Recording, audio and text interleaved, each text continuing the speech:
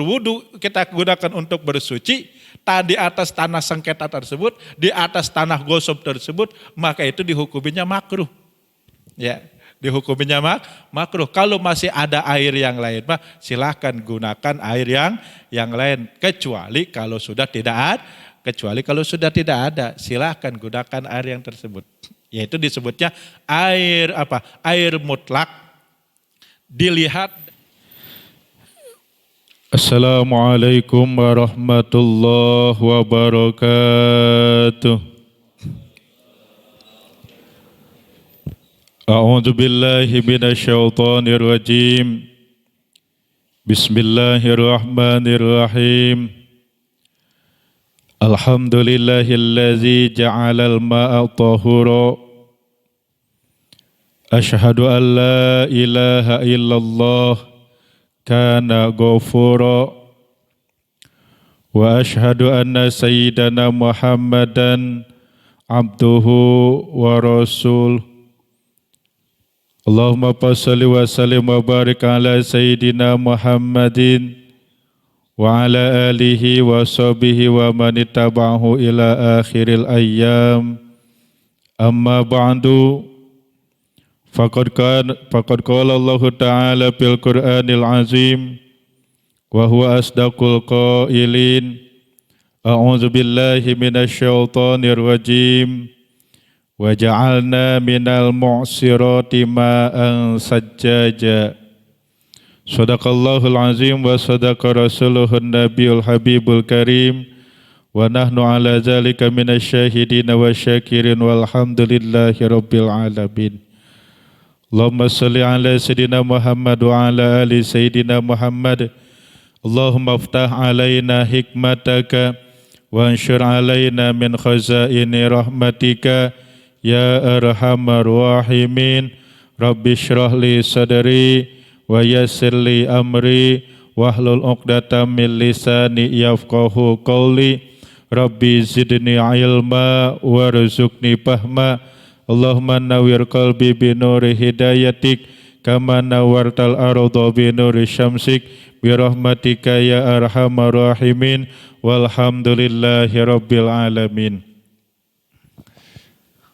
Hadratul Mukarram wal Muhtaram, para tokoh agama, para tokoh masyarakat, wabil khusus Ketua DKM Mushola Al-Fatih, Bapak Ustadz Muhammad Bari, Fathul Bari, juga orang tua kita Bapak Endang, dan segenap jamaah yang dirahmati Allah Subhanahu wa Ta'ala. Puji syukur kehadirat Allah Subhanahu wa Ta'ala atas karunia nikmat yang dilimpahkan kepada kita. Di antaranya nikmat iman, nikmat Islam, nikmat ihsan, panjang umur, sehat walafiat.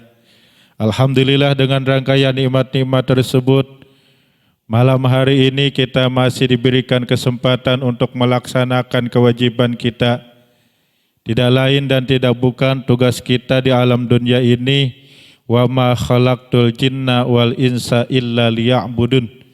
Tugas utama kita hanya untuk beribadah kepada Allah Subhanahu wa Ta'ala, baik ibadah mahdoh maupun ibadah ghair mahdoh. Di antara ibadah mahdoh yaitu salat fardu maghrib berjamaah yang dilanjutkan dengan ta'lim mingguan. Mudah-mudahan kegiatan kita, ibadah kita, pengabdian kita diterima oleh Allah Subhanahu wa Ta'ala. Salawat teriring salam semoga senantiasa selalu tercurah, terlimpah kepada baginda alam Sayyidil Awwalin wal Akhirin, Nabi besar Muhammad sallallahu alaihi wasallam, pada keluarganya, sahabatnya, tabi'in, asbab tabi'in, dan kita sebagai pengikutnya. Mudah-mudahan kelak di yaumul kiamah kita diaku sebagai umatnya, mendapatkan syafaatnya dan masuk surga bersama baginda Nabi Muhammad sallallahu alaihi wasallam. Para jamaah yang mulia yang dirahmati Allah Subhanahu wa Ta'ala, kita awali kajian kita malam hari ini dengan membaca suratul Fatihah dengan doa yang pertama. Mudah-mudahan ganjaran pahalanya Allah sampaikan kepada guru-guru kita, wabil khusus Syekh Zain bin Ibrahim bin Zain bin Smith dan Syekh Hasan bin Ahad bin Muhammad, ya, bin Salim Al-Kaf, juga orang tua kita dan para pendahulu kita yang telah meninggal dunia, mudah-mudahan di alam kuburnya senantiasa mendapatkan cucuran rahmat serta maghfirah dari Allah Subhanahu wa taala. Doa yang kedua untuk keluarga kita, anak dan istri kita, mudah-mudahan senantiasa berada dalam perlindungan Allah Subhanahu wa taala. Putra-putri kita dijadikan anak-anak yang sehat, yang kuat, yang cerdas, yang soleh dan solihah. Keluarga kita dijadikan keluarga yang sakinah, mawaddah, warahmah. Usaha kita dilancarkan, rezeki kita diberkahkan oleh Allah Subhanahu wa taala. Dan doa pamungkas kita mohon kepada Allah Subhanahu wa taala, kapanpun dan dimanapun kita menghembuskan napas terakhir, mudah-mudahan ditetapkan iman dan Islam, meninggalnya kita dalam keadaan husnul khatimah. Ala hadhihi niyah wa ala kulli niyatin salihah. Wa ila hadratin Nabil Mustafa Al-Fatihah. A'udzu billahi minasy syaithanir rajim. Bismillahirrahmanirrahim. Alhamdulillahi rabbil alamin. Arrahmanir rahim. Maliki yaumiddin. Iyyaka na'budu wa iyyaka nasta'in. Ihdinas siratal mustaqim. Siratal ladzina an'amta 'alaihim ghairil maghdubi 'alaihim waladdallin. Amin. Mudah-mudahan seluruh rangkaian doa kita berkenan diijabah oleh Allah Subhanahu wa taala. Bismillahirrahmanirrahim. Qala al-mu'allif wa nafa'ana bihi wa bi'ulumihi. Amin ya rabbal alamin. Para jamaah yang mulia yang dirahmati Allah Subhanahu wa taala, melanjutkan kajian kita pada pertemuan yang lalu masih menjelaskan tentang air. Pada pertemuan yang lalu sudah kita bahas tentang pengertian air, kemudian macam-macam air dari arah, tempat dan asalnya. Ya, pertama pengertian air adalah huwa sailun syaffafun latifun. Air itu pertama bentuknya cair. Yang kedua syaffafun, transparan. Lafifun, sifatnya lunak ataupun lembut. Itu yang disebut dengan air. Sailun, cair. Ya, setiap benda cair itu disebutnya air. Ya. Syaffafun, transparan, jernih. Ya. Lafifun, dia juga lembut. Yatalawwanu bilaunil ina'i. Air ini berwarna sesuai dengan warna wadahnya, warna tempatnya. Tempatnya hijau, dia akan berwarna hijau. Tempatnya merah, dia akan berwarna merah. Tempatnya kuning, dia akan berwarna kuning. Itu namanya air, transparan, jernih, murni, bening. Ya, kalau di kita mah bening ataupun jernih. Aqsamul miyahi min haitsu mahilluha wa asluha. Sedangkan pembagian air, ya, macam-macam air dari jihad tempat dan asalnya. Sab'atun itu ada 7. Salah satun minal ma, 3 macam air turun dari langit. Wa arba'atun, ya, minal ardi, dan 4 macam air keluarnya dari tanah ataupun dari bumi. Apa 3 air yang turun dari langit? 3 macam air yang turun dari langit. Pertama ma'ul mator, air hujan. Yang kedua wasalji, air salju. Di kita enggak ada ya. Adanya di daerah apa tuh? Jepang, Papua juga ada ya. Papua, daerah Jepang ya, daerah tropis. Wal barod, dan air embun. Itu macam-macam air yang turun dari langit. Kalau embun itu biasanya kalau pagi ya. Pagi kita suka ada air embun tuh di atas daun kecil, di atas rumput. Nah itu dari langit itu jatuhnya. Ya. Yang kedua air, 4 macam air yang keluarnya dari bumi. Wahia ma'ul bahri, Yang pertama air laut, wal bi'ri dan air sumur, wan nahri yang ketiganya air sungai, wal aini yang keempatnya bukannya air mata, tapi mata air. Bukannya ma'ul aini, bukannya air mata, tapi ma'ul aini air mata air, dibalikin artinya. Ya, bukannya air dulu baru mata, tapi mata dulu baru air. Air mata ataupun sumber air itu macam-macam air yang tumbuh ataupun yang keluar dari bumi ada 4. Sedangkan yang dari langit mah ada 3. Jumlah semuanya air itu ada 7. Itu dilihat, ditinjau dari tempat dia keluarnya dan dari asalnya. Ya. Aksamul miyahi min haisul hukmi. Nah, yang kedua pembagian air, macam-macam air dari tinjauan hukumnya. Yang kemarin ditanyakan oleh siapa ya? Lupa lagi siapa, apa itu namanya? Iya, oleh jamaah lah. Oleh salah satu jamaah kemarin, jawabannya saya simpan pada pertemuan ini. Ya, kenapa? Karena bahasanya sekarang gitu. Ya mudah-mudahan bisa mengikuti walaupun lewat YouTube ya. Iya. Lewat doa juga enggak apa-apa ya. Ya. Jadi air dilihat dari hukumnya, dia terbagi sama menjadi 4. Ya, pertama al-awwalu at-tahiru fi nafsihi al-mutahhiru li ghairihi. Air yang suci dan bisa mensucikan. Ya, air yang suci, zatnya suci dan dia juga bisa mensucikan. Artinya apa?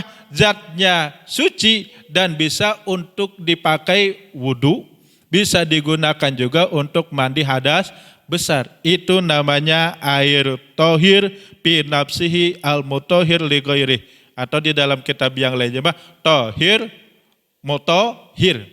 Air suci dan bisa mensuci dan bisa mensucikan. Wa yusama at-tahura dan dinamai dengan air suci ataupun air tohur, wal mutlak dan air mutlak. Ya. Apa itu air mutlak? Ya, air mutlak ini artinya air yang bebas. Ya. Yang tidak terikat. Ya. Ya. Nanti ada air yang mutlak munfik ataupun munfak, ada air mutlak muqayyad munfak, ada air mutlak muqayyad lazim. Ada bedanya. Kalau air yang mutlak muqayyad munfik, dia bebas secara umum. Tidak terikat secara umum. Contohnya apa? Contohnya seperti air hujan, kemudian air sumur, air laut. Nah, dia kalau digunakan untuk hadas besar, digunakan untuk membersihkan hadas kecil, untuk wudhu dan untuk mandi hadas besar, itu dianggapnya sah dan boleh. Ya. Ada lagi air yang mutlak, muqayyad, lazim. Artinya air yang secara terikat, namun terikatnya terbatas. Ya. Terbatas, kalau tadi mau umum, sekarang mah terbatas. Apa contohnya? Contohnya air teh, air kopi, air susu. Suci, memang suci, tapi tidak bisa mensucikan.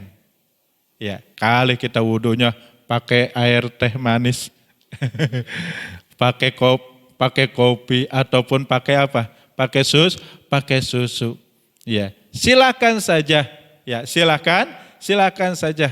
Tapi kalau misalkan susu mah katanya ada ya, mandi susu. Ini tapi tidak di dalam ilmu fikih kalau untuk digunakan mandi hadas besar itu tidak sah. Ya, itu tidak sah. Ya. Kenapa? Karena airnya mutlak, muqayyad, lazim. Ya. Dia itu jadi untuk konsumsi aja ya. Jadi air ini aja untuk konsumsi. Beda lagi seperti air mineral. Ya. air mineral, ya ini sah digunakan untuk bersuci. Di dalam kitab Al-Bajuri, Syekh Al-Bajuri ya, di dalam kitab Bajurinya itu di dalam sarah kitab Fathul Qorib, ya. Di situ yang disebut dengan air mutlak, selagi dia tidak merubah jenis air tersebut, maka sah digunakan untuk bersuci. Ya seperti air mineral, ya kalau misalkan kita dalam keadaan perjalanan, nggak ketemu air, ya pengen bersuci ataupun habis buang air, ya namanya di perjalanan apalagi macet, kadang-kadang buang airnya juga sembarangan, cukup buka pintu mobil dan di bawah ban mobil buang airnya seperti itu, ya bannya dikencingin.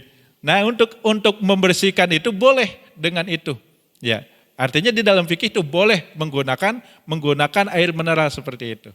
Ya, kenapa? Karena termasuknya air suci dan mensucikan. Ya, tapi kalau misalkan tidak ada air, ya tidak ada air kecuali air itu, dia untuk melakukan wudhu, tapi dia cuma punya air itu, lebih baik dia bertayamum. Enggak usah berwudhu dengan menggunakan air itu. Walaupun air tersebut sah dan boleh digunakan untuk bersuci ataupun untuk berwudhu. Ya. Itu yang pertama, air suci dan mensucikan. Tohir fi nafsihi wal mutahhir li ghairi. Airnya suci, zatnya suci dan mensucikan kepada yang lainnya. Itu yang pertama. Dan air yang disebut dengan air tohir fi nafsihi mutahhir li ghairi ataupun air mutlak juga, ini ada air mutlak yang bisa dihukumi makruh. Ya. Apa itu air mutlak yang dihukumi makruh? Pertama adalah makruhun istimaluhu, dimakruhkan istimal, penggunaannya. Apa itu air yang makruh menggunakannya? Pertama adalah al-ma'ul musyammas, air yang dipanaskan. Jadi air musammas itu artinya air yang terkena terik matahari langsung. Seperti sekarang ini nih, panas itu kan banget ya. Kalau misalkan air tersebut kita panaskan ya secara langsung, ya itu namanya air musammas. Air yang dipanaskan langsung dengan terik matahari. Ternyata itu Pak, itu menyebabkan penyakit baros. Tahu penyakit baros? Yang putih nih, maaf ya. Kadang-kadang suka ada putih ya orang, ataupun putih sebelah, ya ataupun putih sebagiannya itu ya, bukannya putih karena panu bukan, tapi putih sebagian. Ya itu namanya penyakit baros. Nah itu penyebabnya ternyata adalah salah satunya air yang terkena terik matahari langsung. Ya tapi kalau misalkan airnya yang kita makan suka pakai toren ya, itu kan suka panas juga ya. Ya kan kerasa panas itu tidak termasuk musammas. Kenapa? Karena tidak langsung terik mataharinya, kehalangan sama apa? Sama torennya. Ya, sama torennya. Ini mah yang membahayakan, ternyata itu air yang langsung dipanas ataupun air yang langsung kena terik matahari. Ya di kita mah belum seberapa, tapi di negara-negara lain yang panasnya sangat dahsyat. Itu bisa seperti itu menyebabkan penyakit. Ya. Yang kedua syadidul hararah. Ya. Yang air ini sangat panas. Ya walaupun dia itu suci, ya mensucikan, tapi karena sangat panas, ya itu juga makruh Pak. Iya, daripada kita wudhu menggunakan air itu terus badan kita pada melepuh, lebih baik jangan ya. Yang ketiganya syadidul barudah, air yang sangat dingin. Ya, makruh menggunakan air tersebut walaupun air tersebut suci dan mensucikan. Ya, air yang sangat dingin. Ya seperti wudhunya dengan es ataupun dengan salju. Ya kalau di kita ya, tapi kalau untuk mereka yang biasa tinggal di sana memang mungkin biasa-biasa saja ya. Biasa-biasa saja seperti kita main ke puncak. Ya. Itu menurut kita air itu terlalu dingin, tapi untuk mereka mah yang biasa tinggal di sana enak-enak aja. Ya santai-santai aja, subuh aja mandi. Ya subuh aja masih bisa mandi kalau kita bisa menggigil kan ya. Tapi di sana jangan begitulah. Ya. Itu yang ketiga. Yang keempatnya wa miyahu kulli ardin magsubin. Air setiap bumi, setiap tanah magsubin, yang tanah itu digosok. Artinya gosok itu dicuri. Ya dicuri, kita belum tahu itu tanah sengketa lah. Tanah sengketa, kemudian di situ ada sumber air, tapi kita gunakan untuk berwudu, kita gunakan untuk bersuci. Di atas tanah sengketa tersebut, di atas tanah gosok tersebut, maka itu dihukuminya makruh. Ya, dihukuminya makruh. Kalau masih ada air yang lain, silahkan gunakan air yang lain. Kecuali kalau sudah tidak ada, silahkan gunakan air yang tersebut.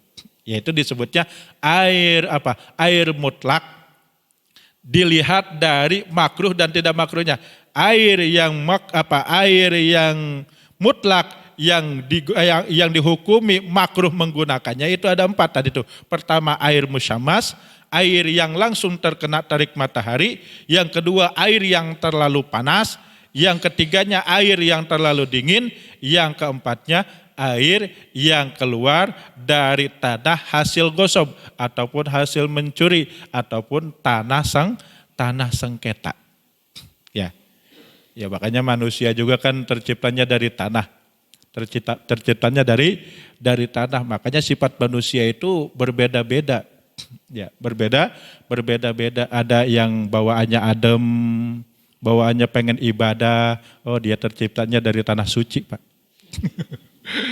Ya kalau misalkan adanya yang marah-marah, bawaannya pengen berantem, wah itu mah terciptanya dari tanah sengketa. Ada juga yang labil bawaannya, itu mah terciptanya dari tanah longsor kayaknya. Tanahnya labil soalnya. Ya itu manusia itu terciptanya dari tanah, makanya macam-macam watak dan sifatnya seperti itu. Ya, itu yang pertama, air yang suci zatnya dan dia juga bisa mensucikan kepada yang lainnya. Yang kedua, at-tahiru fi nafsihi ghairul mutahhiri li ghairihi. Air yang suci zatnya, suci pada zatnya, ghair mutahhir li ghairihi, tapi air tersebut ini tidak bisa digunakan untuk bersuci. Ya. Seperti apa? Wa minhu al-mustakmalu. Air yang mustakmal. Air yang mustakmal. Artinya apa air yang mustakmal? Kita habis lagi wudhu nih. Habis lagi wudhu. Biasanya kan kalau kita wudhunya menggunakan apa? Keran. Di bawahnya kita sediain ember. Di bawahnya kita sediain ember. Nah, air yang di ember yang hasil bekas kita wudhu itu disebutnya air mustakmal. Artinya apa? Suci dia. Suci. Boleh digunakan untuk cuci motor. Boleh digunakan untuk cuci sendal. Boleh digunakan untuk nyiram tanaman. Tapi tidak boleh digunakan untuk bersuci kembali. Ya, namanya air mustakmal. Ya, namanya air mustakmal. Syurutu ma'il mustakmal, sedangkan syarat-syarat air mustakmal, ya. Pertama ayakuna qalilan, air tersebut sedikit, artinya sedikit, dia kurang dari 2 kulah. Bukannya kulah Sunda ya, kalau kulah Sunda mah empang. Ya. Kurang dari 2 kulah, ukuran 2 kulah menurut Imam Syafi'i kalau bentuknya itu persegi 4, panjang lebarnya ini 1 hasta, 1 hasta, 1 siku, kedalamannya 1 siku, jadi persegi 4 nih, segi 4 dari lebar, kemudian ya lebarnya dan dalamnya itu setengah meter, ataupun 1 meter. Ya. 1 meter ke bawah, ya 1 meter ke lebarnya. Ya, itu namanya air dua kula menurut Imam Syafi'i. Kalau kurang dari 2 kula dan dia tercampuri dengan air yang lain ataupun tersentuh dengan anggota tubuh kita, itu disebutnya air mustakmal. Artinya tidak boleh digunakan untuk bersuci kedua kalinya. Kalaupun mau menggunakan air tersebut, ya kita niatkan iktiraf. Artinya tangan kita niatkan sebagai gayungnya, sebagai gayungnya, maka itu boleh. Ada air nih di kolam, di bak mandi kita kurang dari dua kula. Itu di dalam fikih boleh kita menggunakan air tersebut karena tidak ada penyiuk. Kalau karena tidak ada gayung untuk mengambil air tersebut boleh menggunakan tangan, tapi dengan niat bahwa tangan kita ini dijadikan sebagai alat untuk menyiuk ataupun mengambil air tersebut. Diniatkan air kita berubahlah jadi gayung, maka itu boleh. Kalau tidak diniatkan seperti itu, maka airnya akan menjadi mustakmal. Ya, seperti itu. Yang kedua, ayyustamala fi ma la budda minhu. Ay paradi taharati rafil hadasi au izalatin najasati. Ya, air yang digunakan, ya, air yang telah digunakan untuk bersuci, maka dia juga itu air tersebut tidak boleh digunakan lagi untuk bersuci kembali seperti tadi tuh. Air wudhu yang kita tadangin tuh pas. Nah, kita wadahin lagi, ya kemudian digunakan untuk bersuci lagi, itu tidak boleh. Kenapa? Karena sudah mustakmal. Yang ketiga, ayan pasila anil udwi. Ya, yang disebut dengan air mustakmal yang ketiga ini, air yang sudah terpisah dari anggota tubuh kita. Ya, dari anggota tubuh kita. Seperti begini nih. Kita sedang wudhu, membasuh wajah. Nah, kemudian air tersebut menetes lagi. Ya, air tersebut menetes dari wajah kita nih. Nah, kita ambil lagi airnya dan jatuh itu tetesan air dari wajah kita ke air yang hendak kita basuhkan ke lagi. Itu disebutnya air mustakmal. Ya, air yang menetes ke wadah ini itu mustakmal, air yang sudah ada di kita. Tapi air yang masih ada di wajahnya tidak mustakmal. Kenapa? Karena belum terpisah dari anggota tubuh kita. Seperti itu. Makanya kita ketika wudhu itu harus hati-hati juga. Ya harus hati-hati. Iya. Iya, harus hati-hati. Nah, ketika misalkan kita terlalu keras, ya terlalu keras sehingga airnya muncrat kepada orang lain dan orang lain sedang berwudu, kena orang lain, ya kena basuhan orang lain, itu juga mustakmal. Kasihan dia juga, jadi tidak sah wudunya. Kenapa? Gara-gara menggunakan air mustakmal. Ya seperti itu. Ya. Allah yang keempat, Allah yanwiyal iktirafa. Dia tidak meniatkan dengan iktiraf seperti tadi tuh.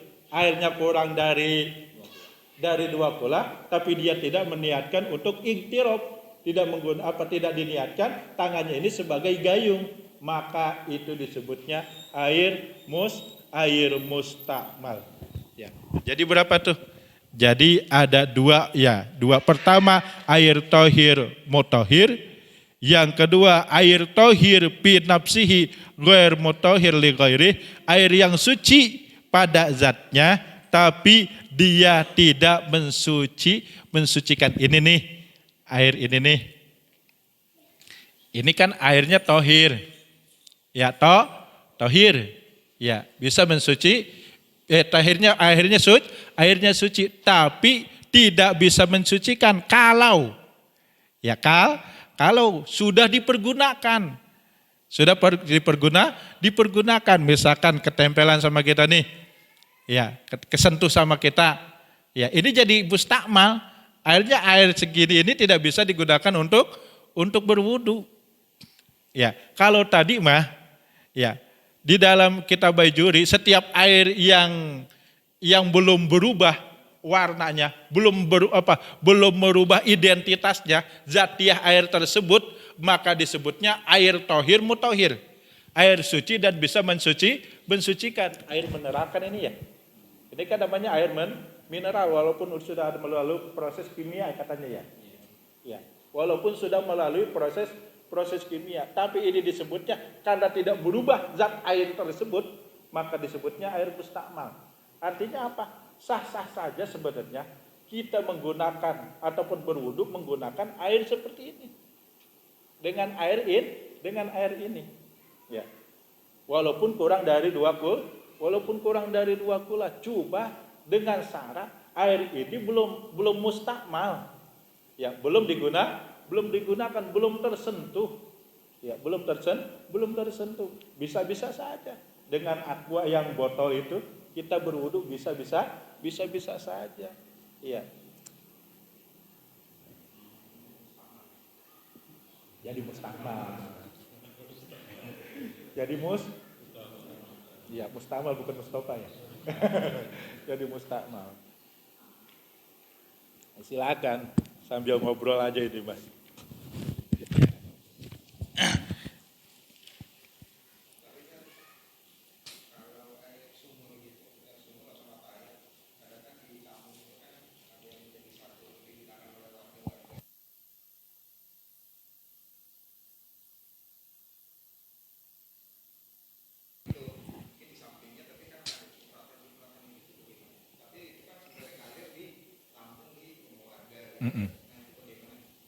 Airnya ditampung asalkan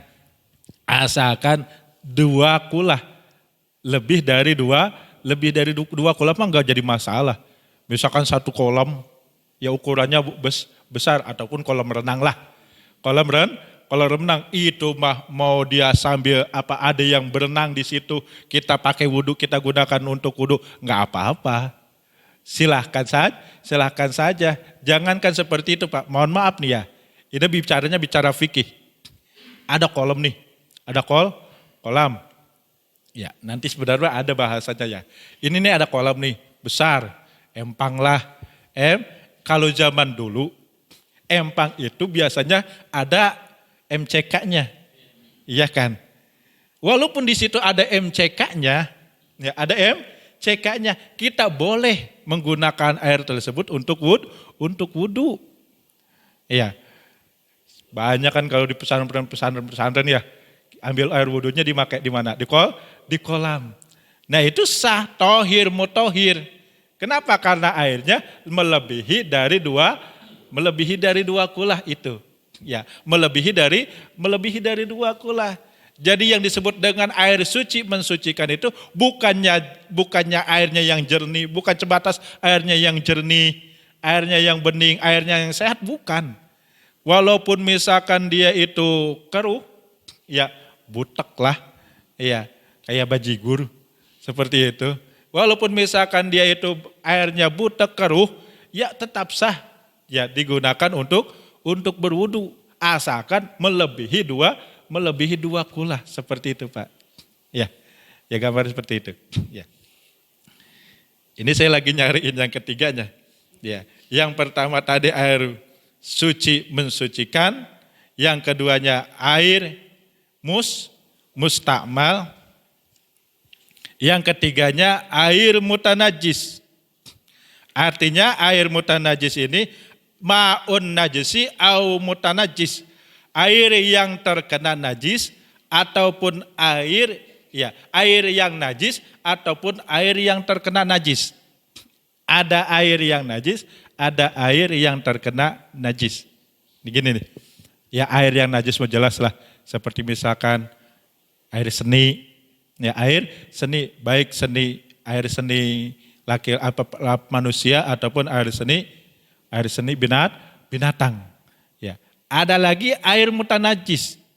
Air mutanajis ini artinya air yang terkena najis. Misalkan kita punya tempat ataupun kopi ataupun teh manis, kejatuhan teh cecak. Itu airnya jadi mutanajis. Artinya apa? Dia tidak suci dan tidak bisa mensucikan. Artinya tidak boleh diminum dan tidak boleh digunakan untuk bersuci. Ya lagi siapa lagi ya yang mau minum apa kopi yang terkena air tai cecak. Jangan itu. Ya, ini yang sering terjadi. Ya. Makanya ketika ada barang-barang kita, kalau malam itu Nabi menganjurkan setiap makanan kalau sudah sampai waktu malam itu hendaknya ditutupi. Ataupun misalkan minyak habis goreng pisang, mau nonton bola kemudian goreng pisang. Ya, minyaknya lupa kagak ditutup. Tiba-tiba kejatuhan air, kejatuhan tai cicak. Nah itu apa? Minyaknya jadi najis, jadi mutanajis. Artinya apa? Tidak boleh digunakan untuk menggoreng kembali.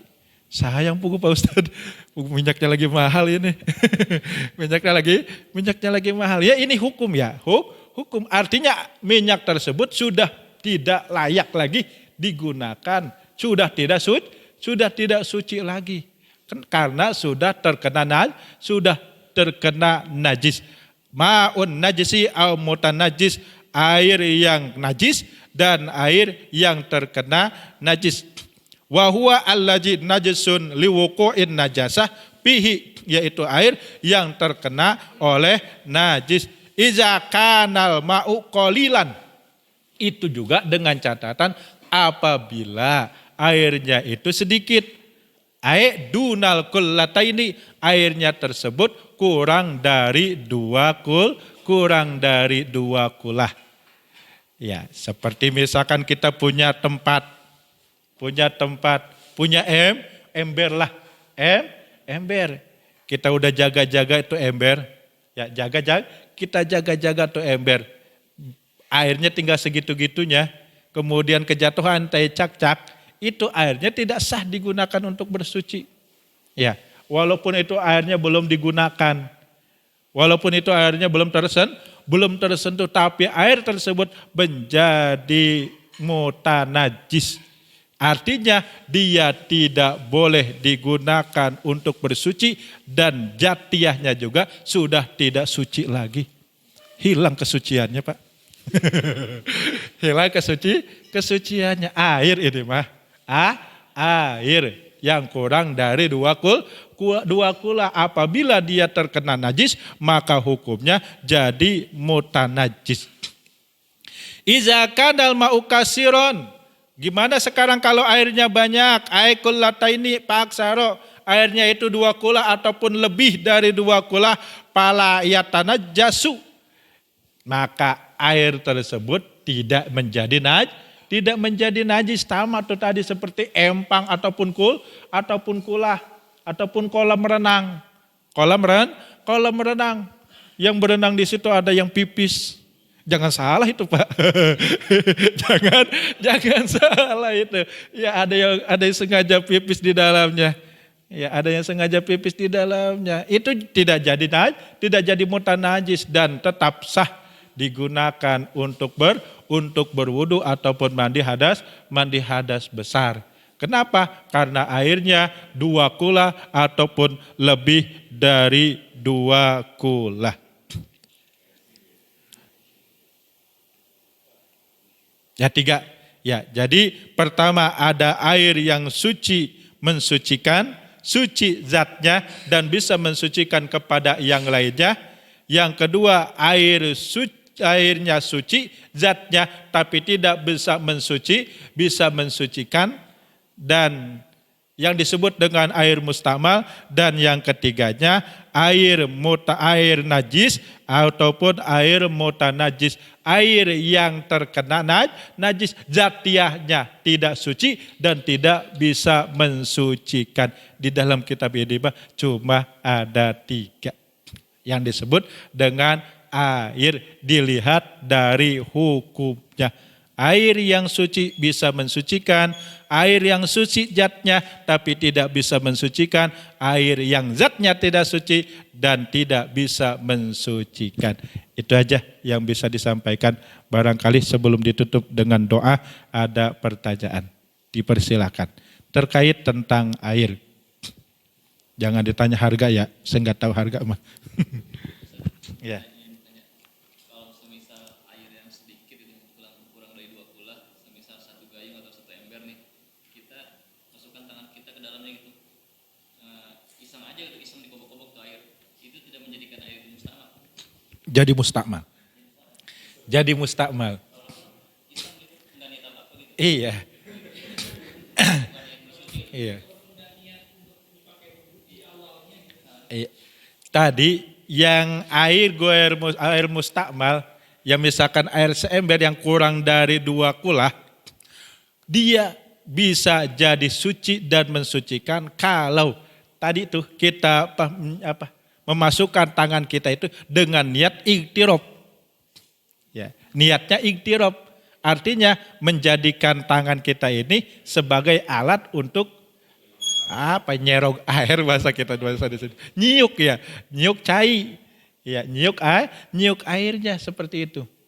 Jadi begitu Pak. Kalau misalkan sengaja kita kobok-kobok gitu Pak, ya diobok-obok airnya, diobok-obok airnya, diobok-obok itu Pak mustakmal begitu. Kalau misalkan niatnya iktiraf karena kita tidak ada gayung, ya tidak ada gayung, jadi kita menggunakan tangan kita untuk sebagai peniuk itu air, maka itu tetap suci, mensucikan. Tetap sah wudunya seperti itu. Tidak dihukumi mustakmal. Seperti itu Pak. Ya, jadi itu kalau sengaja diaduk-aduk Pak jadinya mustakmal. Gitu. Iya, ada lagi. Paham ini masalah air? Ya, jadi termasuk ini ya, banyak yang kita, ya banyak yang kita tidak sadari. Ketika kita misalkan menggunakan, ketika mandi hadas besar, biasanya kan kita itu menggunakan sampo ya, menggunakan sampo. Aturannya cara mandi hadas besar itu, pertama seluruh badan kita itu basahi dulu dengan air. Ya, basahi dulu dengan air. Ya, masalah bersih tidak bersih mah urusan kedua. Ya, bersih tidak bersih mah urusan kedua. Yang penting seluruh tubuh kita ini basahi dulu dengan air. Setelah dibasahi dengan air, baru menggunakan sampo. Tapi kalau misalkan rambutnya belum terkena air semuanya, kemudian menggunakan sampo, itu jadi mustakmal. Begitu. Jadinya mustakmal. Ya. Karena sudah tercampur dengan air sabun kemarin yang ditanyakan itu tuh ya, masalah air cucian tuh ya. Ya, air cucian itu jadi mustakmal ya. Jadi mustakmal. Ataupun tadi tuh air mutanajis nih. Kan biasanya kalau nyuci pakaian menggunakan mesin cuci, kita nampung airnya dulu ya, ditabung. Kemudian ada ompol anak. Gak mungkin bapaknya mengompol. Ada ompol anak, kita masukkan ke air tersebut. Nah, ini airnya jadi najis. Ya, jadi najis. Kenapa? Karena sudah kecampuran sama ompol. Ya, ketika misalkan dimasukkan pakaian yang lain walaupun tidak kena ompol, pakaian tersebut juga akan menjadi najis, jadi mutanajis. Ya, namanya kalau air kan sudah nempel dengan tubuh, dengan pakaian, ya bisa hilangnya dengan dikeringkan. Kalau najisnya tetap aja, walaupun sudah kering masih nempel tuh najisnya. Ya, makanya caranya dipisahkan mana pakaian yang terkena najis, mana pakaian yang tidak terkena najis. Ya, ini kewajiban kita sebagai suami. Ya, mendidik, mengajarkan istri kita. Besok kalau misalkan nyuci, pakaian yang terkena ompol si dede, pisahin sama ompol ayah. Ya pisahkan. Ya pisahkan. Kenapa jangan sampai ompol anak ataupun air yang kena najis ini nyampur dengan pakaian kita. Itu salah satu pendidikan kita kepada istri. Kalau misalnya istri kita kagak didik seperti itu dan dia menggunakan air tersebut, ya udah selamanya kita, ya maaf ya ketika kita sholat menggunakan baju tersebut, gimana hukum sholat kita? Ya kan? Ya masalah diterima, tidak diterima itu urusan Allah ya. Tapi secara fikih, secara ilmu fikih, kan salah satu syarat sahnya sholat itu bersih dari najis. Sedangkan pakaian yang kita gunakan terkena najis, maka sholatnya tidak sah. Jangan diterima atau tidak, masalah diterima ataupun tidak mah saya juga gak tahu. Sholat saya juga nggak tahu diterima atau tidaknya. Cuma kita optimis apa yang kita laksanakan, ibadah yang kita laksanakan itu diterima oleh Allah Subhanahu wa taala. Cuma kita berupaya agar salah satu syarat disempurna ataupun diterimanya sholat, diterimanya ibadah kita itu ya kita bersihkan ibadah-ibadah kita ini dengan najis. Atau baik najis secara zohir maupun najis secara batin. Apa najis secara batin? Ya penyakit hati yang kemarin sudah dijelaskan.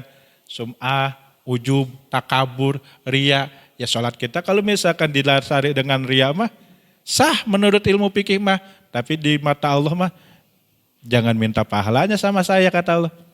Jangan minta pahalanya kepada aku kata Allah. Kenapa kamu sholatnya karena siapa? Karena mertua. Ya udah minta pahalanya sama mertua.